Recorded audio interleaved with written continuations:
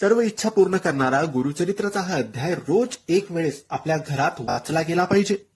मित्रांनो, गुरुचरित्राचे चमत्कार, गुरुचरित्राचे फळ तुम्हाला माहित असेलच की गुरुचरित्र संपूर्ण केलं, 7 दिवसाचं केलं, संपूर्ण नियमांचे पालन करून केलं तर आपल्याला मनोवांछित आपल्या मनाचे फळं मिळतात, आपल्या इच्छा पूर्ण होतात, आपण जे मागू ते आपल्याला मिळतं.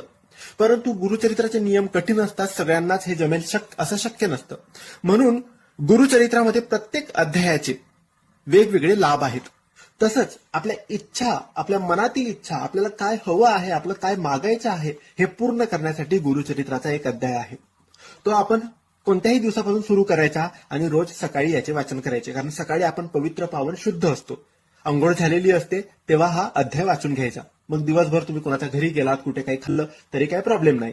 संध्याकाळी असे प्रॉब्लेम होतात की तुमच्याकडून काहीतरी खाल्लं जातं, कोणाच्या घरी गेलं जातं, काही ना काही चुका होतात. त्यामुळे मग सकाळीच फ्रेश जेव्हा आपण होतो तेव्हाच हा अध्याय रोज वाचून घ्यायचा.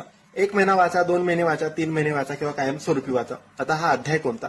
तर हा अध्याय आहे गुरुचरित्राचा 18वा अध्याय. या अध्यायाची सेपरेट एक छोटीशी पोथी मिळते किंवा गुगलवर पीडीएफ मध्ये हा अध्याय अवेलेबल आहे, किंवा तुमच्याकडे गुरुचरित्राचे संपूर्ण पारायण असेल तर त्यामधून सुद्धा तुम्ही हा 18वा अध्याय वाचू शकता. नक्की वाचा, इच्छा नक्की पूर्ण होतील. धन्यवाद. श्री स्वामी समर्थ.